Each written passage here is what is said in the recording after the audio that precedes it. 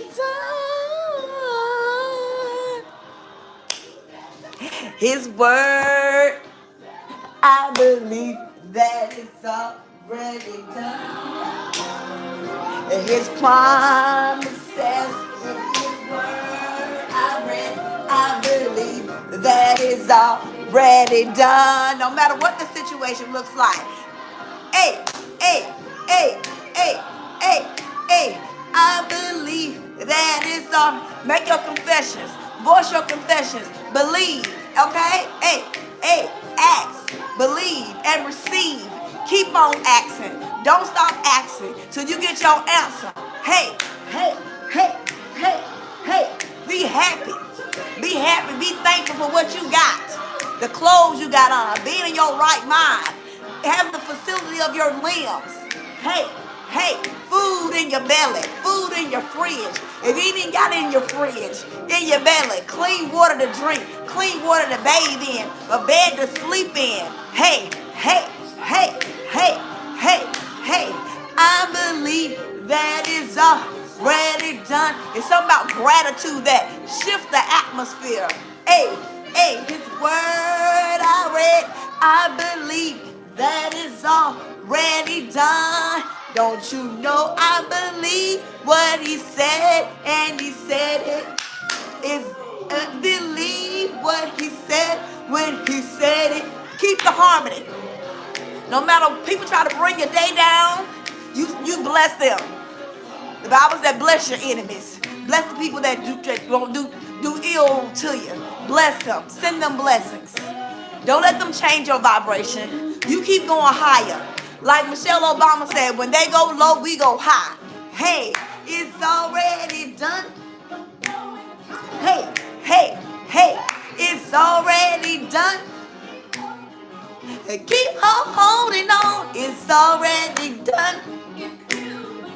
You believe you can receive it. Hey, the law of attraction. It's already done. Hey, hey, hey, it's already done. Love conquers all. I send you love. It's already done. Hey, hey, hey, hey, it's already done. Hey, it's already done. Oh, it's already done. Woo! Hallelujah.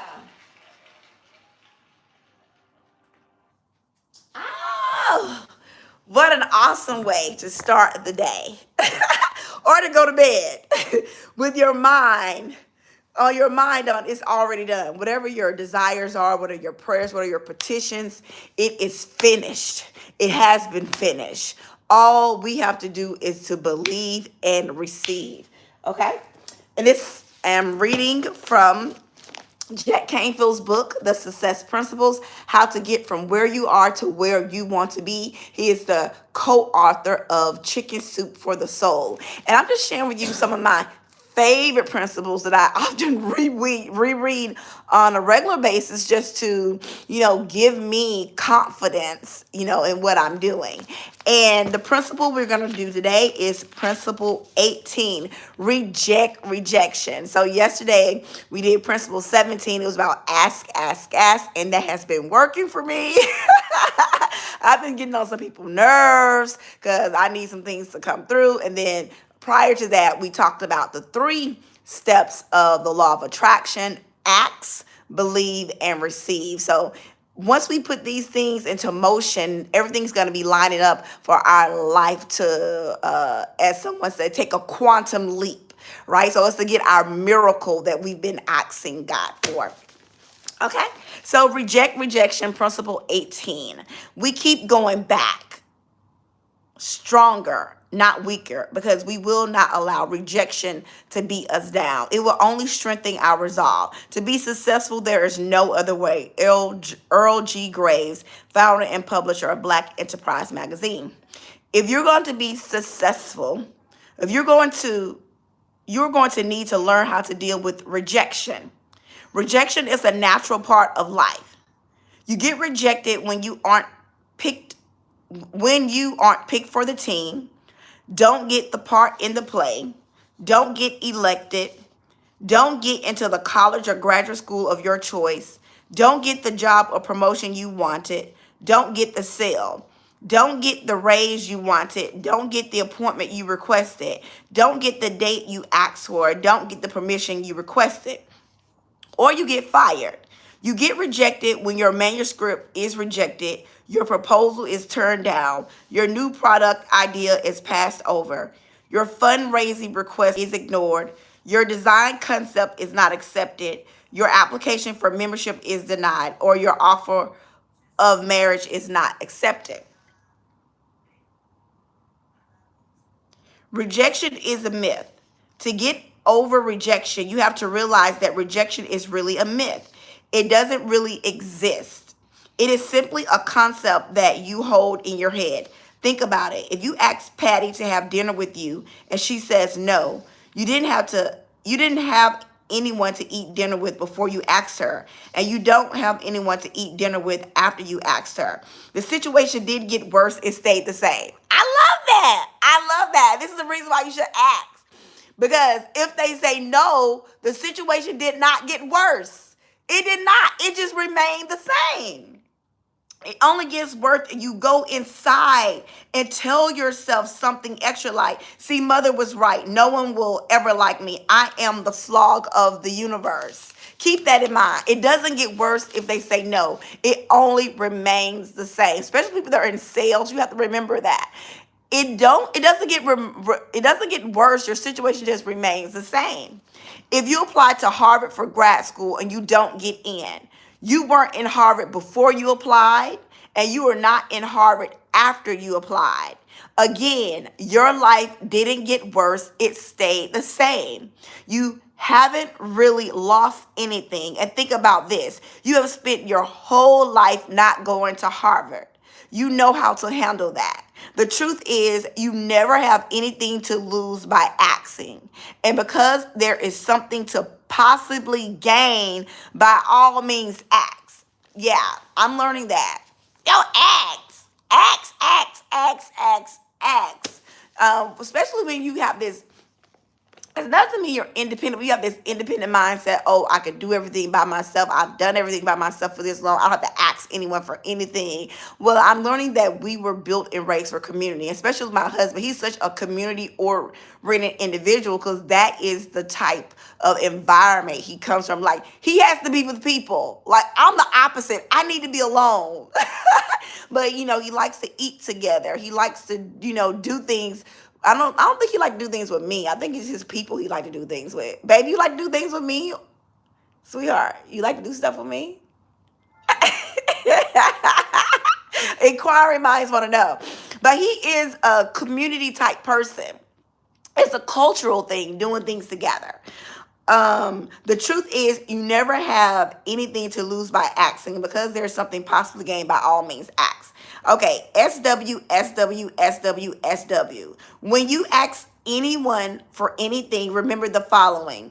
SW, SW, SW, SW, which stands for some will, some won't, so what, someone's waiting.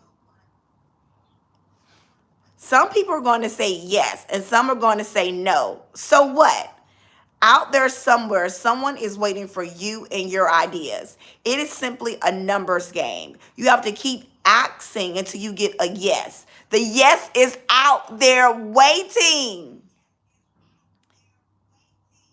As my partner, Mark Victor Hansen, is so fond of saying, what you want wants you. You just have to hang in there long enough to eventually get a yes. And this just happened to me day before yesterday. I was trying to get something for a new business venture that I'm taking part in, and I just started asking people, and I was like, well, if you don't have it, do you know someone who knows someone who knows someone? So this person that I just met on Facebook, they reached out to their contacts, their circle of influence. Then they got me into contact with somebody else, and then that person said, okay, yes, I have this. They started just giving me all this information, surrounding, the product I was trying to buy and blase, blase, blase. So that came from me just asking a total stranger online if they know someone or know someone who knows someone. So ask. Your yes is out there. Your yes is out there. 81 no's and 9 straight yeses. Because the program has so dramatically changed her life, a graduate of my self-esteem and peak performance seminar was volunteering in the evenings to call people to enroll them in an upcoming seminar I was conducting in St. Louis. She made a commitment to talk to 3 people every night for a month. Many of the calls turned into long conversations with people asking tons of questions. She made a total of 90 phone calls. The first 81 people decided not to take the seminar. The next 9 people all signed up. She had a 10% success ratio, which is a good ratio for phone enrollments, but all 9 enrollments came in the last 9 calls. What if she had given up after the first 50 people and said, this just isn't working? It's not worth the effort. No one is signing up. But because she had a dream of sharing with others the life transforming experience that she had, she persevered in the face of a lot of rejection, knowing that it was indeed a numbers game. And her commitment to the outcome paid off. She was instrumental in helping 9 people transform their lives. Yeah, I'm one of those people I would have probably gave up, not even after the 25, probably 89, 81, probably like 25. So I have to learn how to, persist, right? We have to learn how to persist because even with her making those phone calls, she was getting better at making the phone calls. She was kind of figuring out what people pain points was. There was an experience in being rejected so she can learn what works and what doesn't work in order to get those 9 yeses she got at the end of the call. And that's a lesson in itself because a lot of people want you to operate in theory. I was getting some advice, about, some a business or whatever, and the person was like, "Oh, don't do this or whatever because there's a possibility that it's not going to work out. So you probably need to do it this way and blase, blase, blase, blase." And they was trying to sell me their course, like, okay, do this course or whatever or whatnot.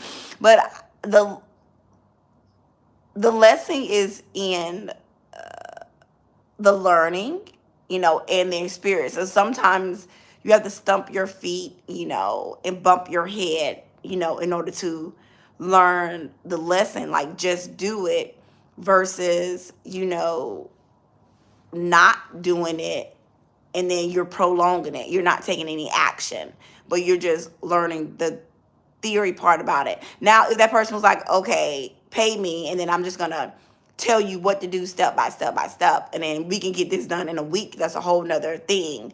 But yeah, so I think the lesson is in sometimes you just have to practice until you get perfect, or practice until you get good at it.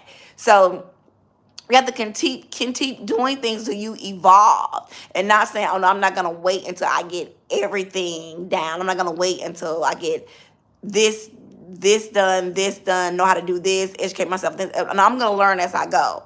And then while you're sitting there learning, but you haven't done anything, I mean, you're really not treading any ground. I hope that makes sense. If you're committed to a cause that evokes your passion and commitment, you keep learning from your experiences. Okay, he just said what I said. Till you stay the course to the end, you eventually create a desired outcome. Never give up on your dream. Perseverance is all important. If you don't have the desire and the belief in yourself to keep trying after you've been told you should quit, you'll never make it. Let's read it again. Never give up on your dreams. Perseverance is all important. If you don't have the desire and the belief in yourself to keep trying after you've been told you should quit, you'll never make it. Tawny O'Dell, author of Back Rows and Oprah Book Club pick.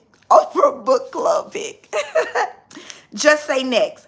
Get used to the idea there is going to be a lot of rejection along the way to your goals. The secret to success is not give up. When someone says no, you say next. Keep on asking. When Colonel Harlan Sanders left home with his pressure cooker and a special recipe for cooking southern fried chicken, he received 1,099 rejections before he found someone to believe in his dream. Because he rejected rejection over 1,000 times. 1,000! 1,000! 1,000 times. There are now 18,875 KFC outlets in 118 countries. And they love KFC here in UAE and territories around the world.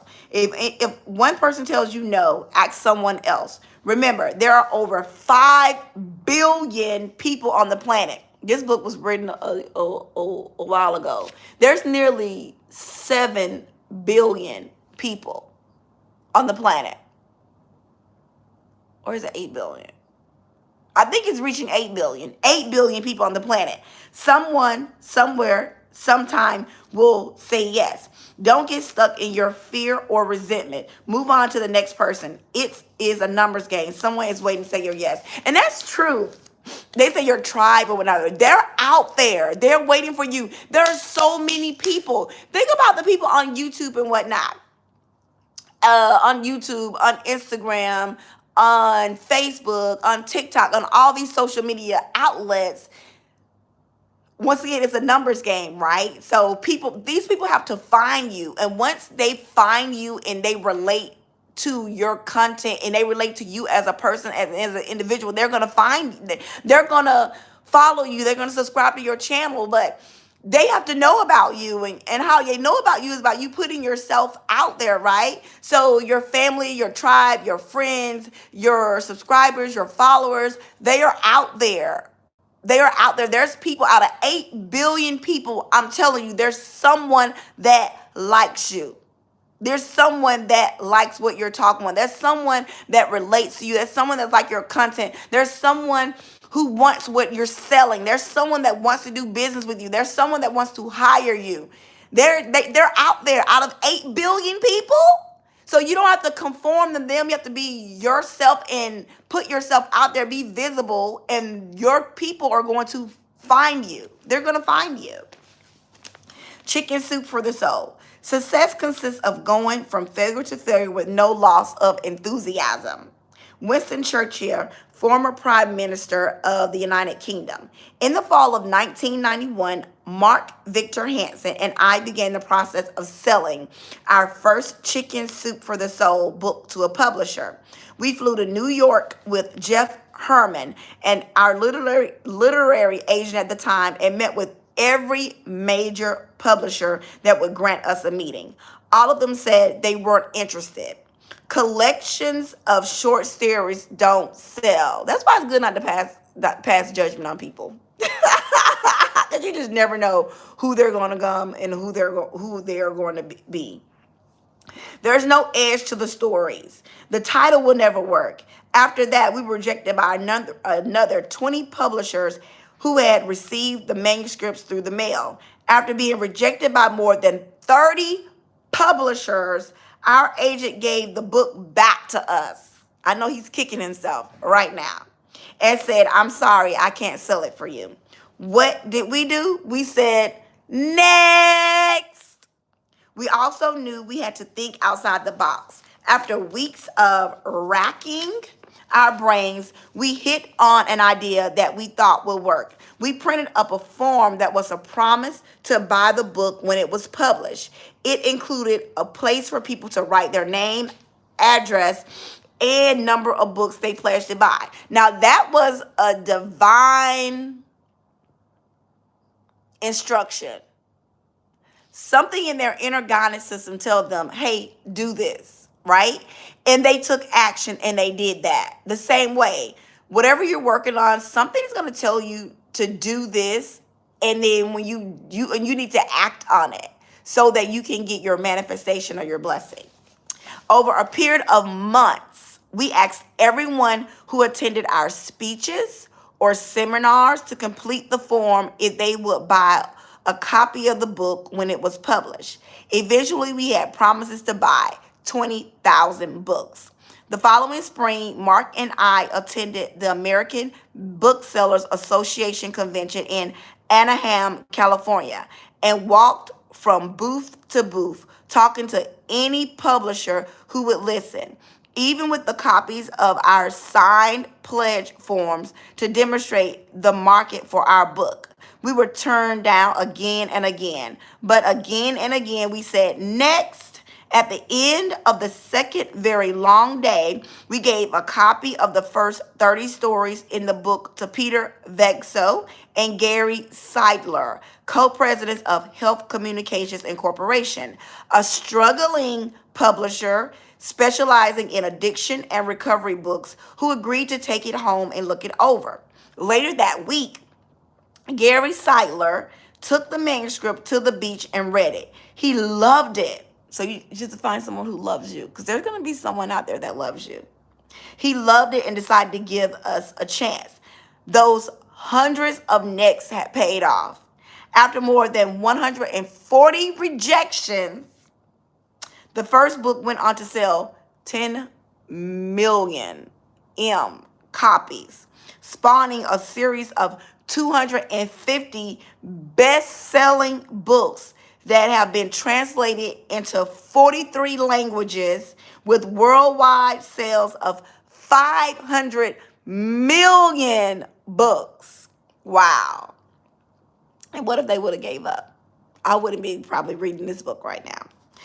In those pledge forms, when the book was finally published, we stapled an announcement to the signed forms, sent to them to the person at the address on the form, and waited for a check. Now that's action. Almost everyone who had promised to buy a book came through on his or her commitment. In fact, one entrepreneur in Canada bought 1,700 copies and gave one to every one of his clients. This manuscript of yours that has just come back from another editor is a precious package. Don't consider it rejected. Consider that you've addressed it to the editor who can appreciate my work. And it's simply come back stamped not at this address. Just keep looking for the right address. Barbara Kingsolver, best-selling author of the Poison Wood Bible. That's awesome. Don't accept it as rejection. Just accept it as it's been sent to the wrong address, and it has to be addressed again to the right address. So just change your mindset. This is literally about changing your mindset, like not accepting rejection as rejection. Like I said, rejection is a myth. It's how you think about it. 155 rejections didn't stop him. When 19-year-old Rick Little wanted to start a program in high schools that would teach kids how to deal with their feelings, handle conflict, clarify their life goals, and learn communication skills and values that will help them live more effective and fulfilling lives, he wrote a proposal and shopped it to over 155 foundations. He slept in the back of his car and ate peanut butter on crackers for the better part of a year, but he never gave up his dream. Eventually, the Kellogg Foundation gave Rick $130,000. That's almost $1,000 for each no he endured. Since that time, Rick and his team has raised over $100 million to implement the Quest program in 36 languages and more than 30,000 schools in 80 countries around the world. 3 million kids per year are being taught important life skills because one 19-year-old rejected rejection and kept on going until he got a yes.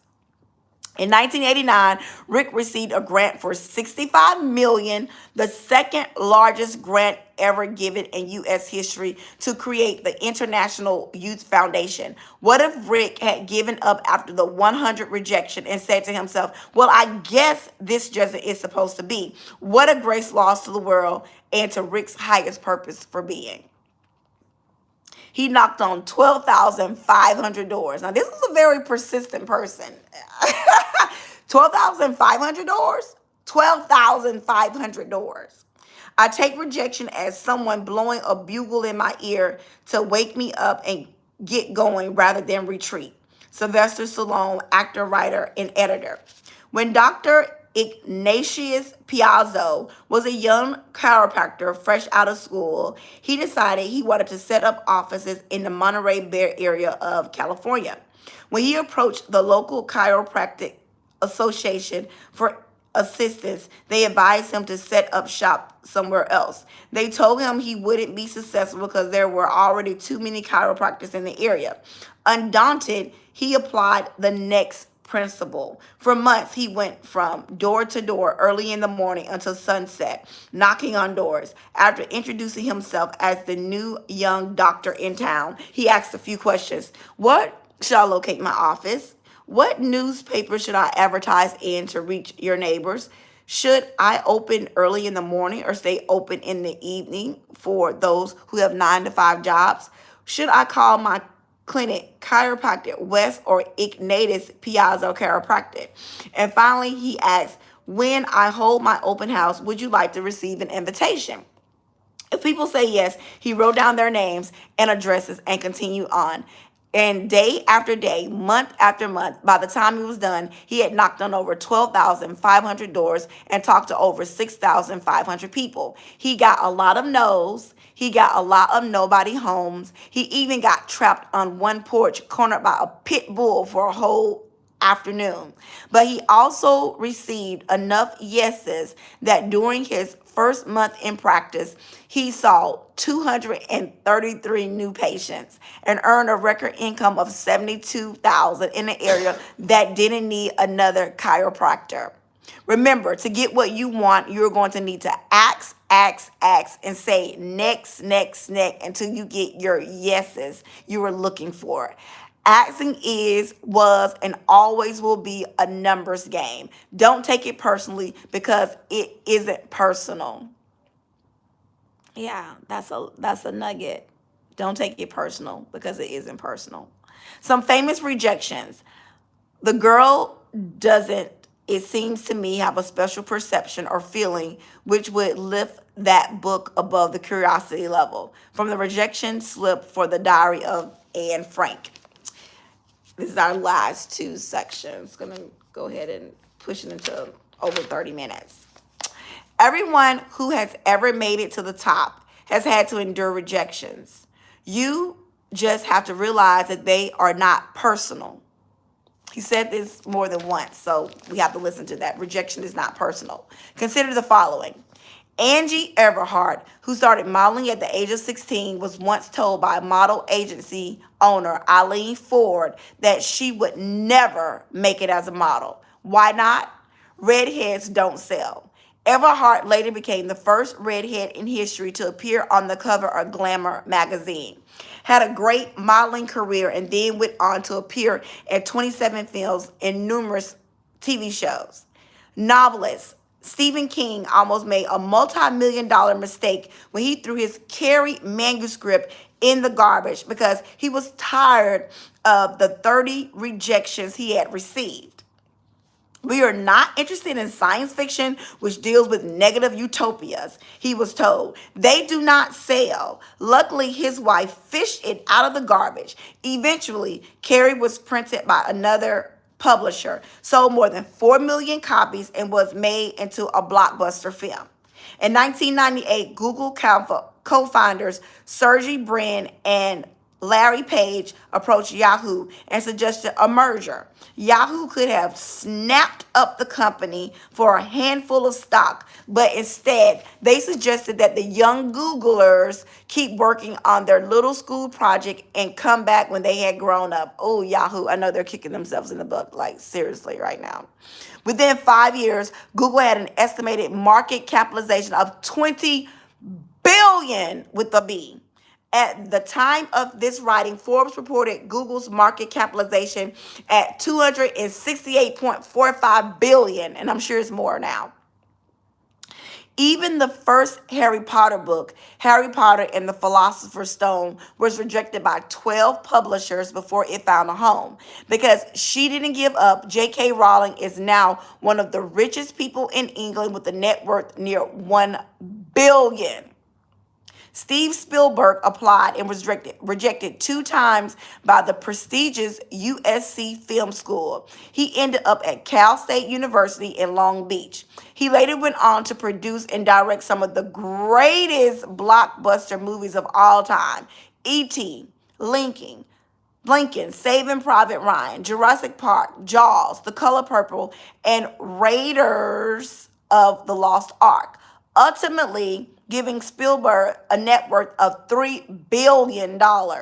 27 years later, after Spielberg had became famous, USC awarded him an honorary doctoral degree, and 2 years after that, he became a trustee of the university. They're trying to make up because they rejected him twice. So now they're trying to make up. He didn't have to go to school. He just got an honorary doctoral degree and they made him a trustee. So sometimes people that we think they're all right, people that we think they're experts, people that we think that they got everything together, institutions, organizations, sometimes they're just wrong. Sometimes they're just wrong about you, about what you're trying to do. So don't take it personal. They're just basing it on what they know. Susan's story. Twice in her life, Susan Mabette's entire future was changed by the generous acts of people who didn't even know her. The first time it happened was just days after she was born. Her birth mother did what may have been the only kind thing she could have done for her at the time. Instead of abandoning her in the grassland to die, she placed her in a crowded market where she knew that she would be found. That simple act saved her life. A woman named Monica found her. Monica had virtually no money and already had 8 children to care for, but she couldn't turn away from Susan's cries. She picked her up and cared for her, and for weeks she brought her back to the market, hoping to find her mother. Ultimately, she knew she never would. As poor as she was, Monica somehow found a way to make Susan her ninth. While Monica's love for her saved her life and gave her the hope that she could grow up and become anything she desired. She also knew firsthand the realities of growing up as a girl in the Masai Mara region of Kenya. Most girls were married off to older men while they were still girls. They get pregnant at an age when their young bodies were not meant to bear children, and many didn't survive childbirth. Oh my goodness. For these girls, there was no time for studies. Their days were filled with walking for hours just to fetch filthy water for their family, and when they got home, new chores awaited them. The tiny fraction of girls in Kenya who were lucky enough to get an education seemed like the chosen few. Too few were able to escape that vicious cycle. Yet from a young age, Susan knew that education was her only way out of a life that the vast majority of women in her village had known for generations. And her only hope was Kusaruni Secondary School, the first and only boarding school for girls near her village. That first year, the newly built school, funded by Cynthia's Kersey's Unstoppable Foundation, announced that it could accept only 40 girls from the entire region. So Susan studied hard in primary school, and because she was at the top of all her classes, she was confident and hopeful she would be accepted. She applied to Kisaruni and waited eagerly for the response. The last day of primary school, her heart was pounding because she knew she'd get the news of her future that day. When her teacher told her that she had not been accepted to Kisaruni, it felt like a death sentence. The night before the doors were to open at Kisaruni that year, young Susan lay awake, unable to sleep, knowing that somewhere 40 girls were excitedly lying awake, anticipating their first day at school. They were probably preparing their black and red school uniforms and looking forward to meeting new friends. But she had been condemned to a life of poverty in her village. But Susan was not willing to let go of her dream of a better life that easily. The next morning, she set out on foot toward Kisaruni, miles away on a dusty path. As she approached the school, she could see the 40 lucky girls in their bright uniforms laughing and playing. As Susan arrived, Everyone turned to look at her. The principal approached her and asked why she was there. Though Susan was terrified, she bravely said she had been turned away by the school but needed to hear it directly from her because she simply couldn't believe it. The principal gently explained that they had room for only 40 girls. That meant 40 beds, 40 desks, and 40 chairs. Unfortunately, Susan was the 41st girl. She tried not to cry. She tried to be brave, but the tears rolled down her dusty cheeks, and she could not imagine how she would be able to walk home. As she gathered her strength to leave, the 40 girls began to surround her. One girl shouted, "Please don't make her go away. We'll move our beds together." Another girl pleaded, "I'll share my desk with her." Another girl shouted, "I'll share my books with her. Please don't make her go." The girls surrounded her in what felt like a circle of protection, not allowing her to move. She was stunned. The girls' generosity that day allowed Susan to attend school that year. And later, when the Unstoppable Foundation and a generous donor heard of Susan's bravery, how she had refused to believe she couldn't go to school, they paid her tuition, making it possible for Susan to continue her studies and become Kisaruni's 41st girl. Let Susan's story of perseverance in the face of rejection inspire you to never count yourself out. Believe you will succeed, do everything in your power, and never give up. That concludes the book. Oh my God. I mean, if that didn't, I hope that inspired you. I really did, to just continue to keep momentum, to keep it going, keep pursuing your goals, keep going after your dreams, and don't allow what appears to be a rejection get to where you want to be. Hi, Married to the Culture. I just finished reading principle number 18. Yes, principle 18, rejection. So I hope you catch the replay. It's the weekend. You can stay up. It's the weekend. Well, okay. I hope you have an awesome night of sleep for you. And for others, an awesome morning who catches this replay. Make sure you subscribe. Share it with your circle of influence. Like the screen if you like it. Okay. I know, me too. I go to bed early too. Like it or dislike it. And also hit that bell notification so that you can know when I go live. I'm going to do this for the entire month of December. I am doing Vlogmas 2022. And once again, we're reading from Jack Canfield's book, The Success Principles, how to get from where you are to where you want to be. Thank you so much for everyone who's watching this live and also who's going to watch the replay. Have a great day. Mwah. Bye.